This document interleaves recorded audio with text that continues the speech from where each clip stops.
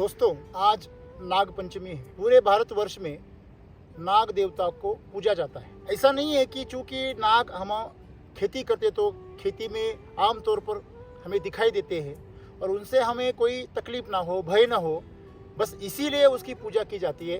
ये ऐसा नहीं है। तो अपने जीवन को जो अनंत सीमा के परे जाने की जो लालसा मनुष्य के अंदर होती है, उसके लिए नाग देवता एक प्रवेश द्वार की तरह माने गए हैं। अभी एक सांसारिक तौर पे अगर हम उसे देखें तो जो नाग होते हैं उनके अंदर एक अलग तरह का सेंस होता है। संशोधन से ऐसा पता चला है कि जमीन में हो रही हलचल, हमारे पृथ्वी के अंदर जो हजारों किलोमीटर दूर जो हलचल हो रही है, वो तक ये नाग समझ लेते हैं, महसूस करते हैं। तो अगर कोई अमेरिका में अगर कुछ हो रहा है जमीन के अंदर, या समंदर में पैसिफिक ओशन में कुछ हो रहा है, तो हमारे गांव में जो पहाड़ों पे नाग है उनको वो महसूस होता है। इतनी ज़बरदस्त उनके अंदर अनुभूति होती है, संवेदनशीलता होती है। तो ये जो नाग देवता है, एक सांसारिक तौर पे तो एक बहुत बड़ी एक उपलब्धि है, लेकिन अगर आध्यात्मिक तौर पे उसे एक प्रतीकात्मक अगर रूप से लिया जाए तो हर इंसान के अंदर जो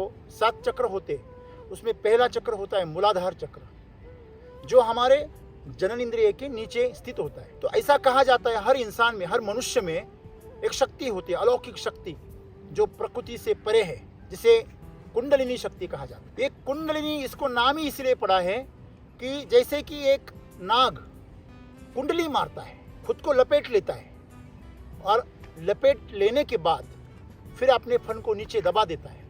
तो इसी तरह हर मनुष्य के अंदर जो ऊर्जा है, वो ऊर्जा मूलाधार चक्र में कुंडली मार के बैठी हुई है। तो हर मनुष्य के अंदर जो चंद्र नाड़ी है और जो सूर्य नाड़ी है, वो दोनों एक दूसरे में ऐसे ही बंध जाती है और एक दूसरों में फंस के वो स्पाइरल की तरह ऊपर चली जाती है सहस्रार तक। जब ये ऊर्जा इस तरह अपना फन निकाल के कुंडली छोड़ के वो ऊपर चढ़ने लगती है, तो एक बिल्कुल एक नाग की तरह वो बर्ताव करती है।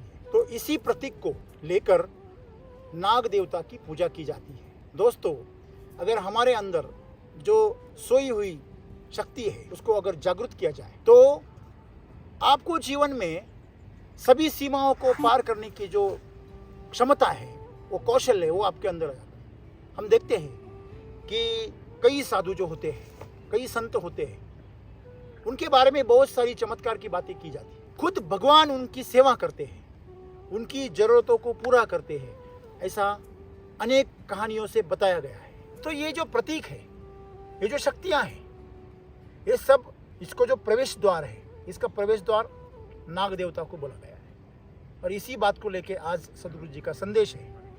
मनुष्य अपनी जो अनंत सीमाएं हैं उसको लांघना चाहता है। हर मनुष्य सांसारिक जीवन में हो या आध्यात्मिक जीवन में हो, कुछ ना कुछ करना चाहता है, कुछ अलग करना चाहता है, सीमा को तोड़ना चाहता है। अपने रिकॉर्ड को, जैसे आप कोई भी जो आप मैराथन में देखते हैं, तो 100 मीटर की दौड़ में अपना ही रिकॉर्ड तोड़ने के लिए वो जो खिलाड़ी होता है वो कोशिश करता है। कोई भी खेल हो, खिलाड़ी अपना रिकॉर्ड तोड़ने की कोशिश करते हैं, विश्व विक्रम बनाने की कोशिश करते हैं, सीमाओं को लांघने की कोशिश करते हैं। छोटा बच्चा भी हर दिन बढ़ना चाहता है। कोई भी अमीर इंसान हो और अमीर बनना चाहता है, किसी के पास में सत्ता हो वो और सत्ता चाहता है। तो ये सब चीजें जो है, ये चीजें उसको उसकी सीमा के परे जाने की ललकार देती है, उसको आवाहन करती है, एक तौर पे उसको बुलाती है। आपने देखा होगा किसान भी अपनी फसल को दुगनी करना चाहता, 3 गुनी करना चाहता है, लेकिन वो कैसे करे उसको मालूम नहीं है। फिर वो शॉर्टकट अपना लेता है और बर्बादी कर लेता है। तो दोस्तों, हमने यहाँ ये सोचना है कि अगर हमारी सीमाओं को हमें लांघना है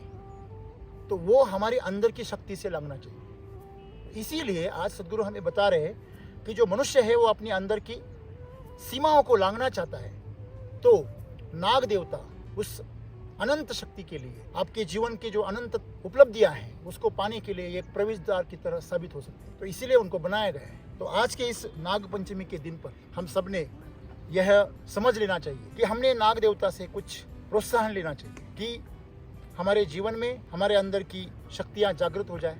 उसके लिए हमें अपना जीवन योग से जोड़ना चाहिए। और जब हमारा जीवन योग से जुड़ जाएगा तो हमारे जीवन में बहुत सारी उपलब्धियां हो जाएगी। योग भगवान की प्राप्ति के लिए है या साधु संत बनने के लिए, ऐसी कोई चीज़ नहीं है।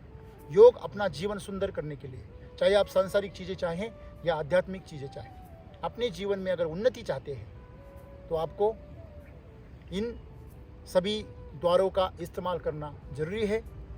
तो जो भी एक प्रतीक के स्वरूप में हमें वो शक्ति प्राप्त हुई है, उस शक्ति के द्वारा हम हमारी जो अंदर सोई हुई जो कुंडलिनी शक्ति है, उस कुंडलिनी शक्ति को जागृत करने की कोशिश करें और हमारे जीवन को जो भी जी रहे हैं उसकी सीमाओं को लांघकर एक नए आयाम तक पहुंचाएं। भगवान शंकर जी के गले में जो नाग दिखाई देता है, क्योंकि भगवान शंकर जो है वो खुद एक योगी है, एक महायोगी है, वो आदि योगी है, तो उनसे ही योग शुरू हुआ है। तो उनके गले में वो जो नाग है वो इसी का प्रतीक है कि उसी से हम एक प्रेरणा ले कि हमारे अंदर, सभी के अंदर वो शक्ति है जो आज भगवान शंकर जी के पास है, लेकिन हमारे अंदर वो सोई हुई है, हमें उसे जगाना है। धन्यवाद।